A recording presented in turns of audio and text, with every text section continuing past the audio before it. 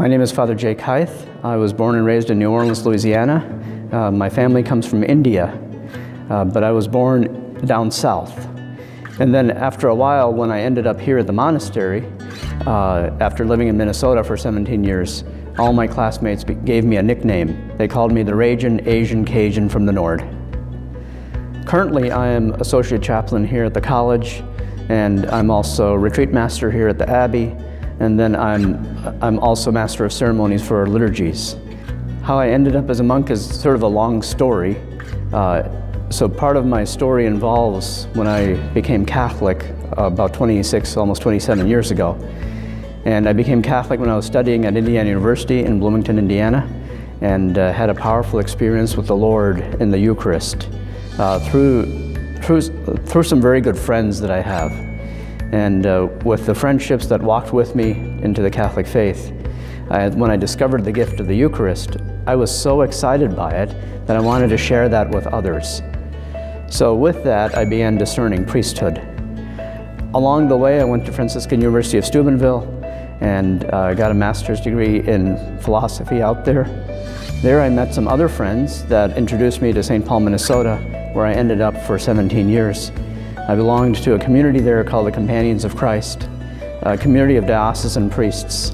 And as we lived together in household life, prayed together, lived a consecrated life together, there was something still nagging at me that I wanted something more.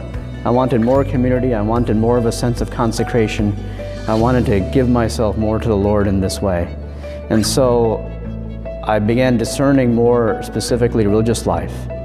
I was introduced to St. Benedicts Abbey in Benedictine College in 1997, and from that I kept thinking about this place.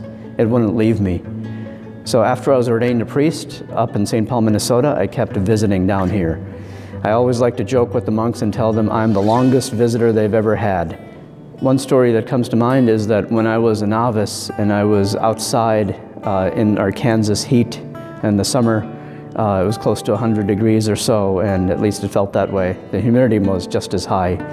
I was weeding the garden, and I heard the church bells, and I looked over at the Abbey Church, and just had a deep sense that I really belonged there, despite the heat and the mosquitoes.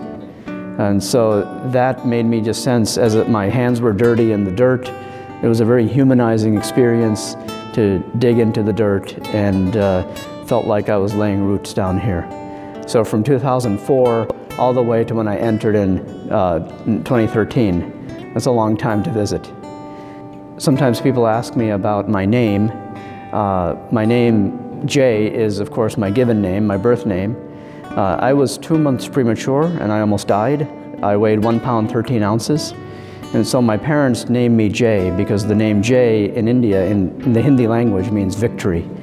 And so they wanted to name me after the concept of victory, that I was victorious for my life. And throughout my life, I've always tied that in with the victory of Christ and His cross. So when I entered the novitiate, I had the option of changing my name, and when I discussed it with my father, recalling back this history, we just decided not to do that. I think the important thing regarding prayer is really to be real with Jesus, to enter into a conversation with Jesus where you can open up your whole heart. And when you do that, you're emptying yourself to the Lord, making space for Him to fill. That ties in well with Benedictine tradition of Lectio Divina, of really opening up the Word of God and entering deeply into it. Oftentimes it seems like we're entering into the Word, but the Word is also entering into us. So the space that we create in prayer for Jesus, the Word can fill it through the person of Jesus or through the very Word of God that nourishes and heals.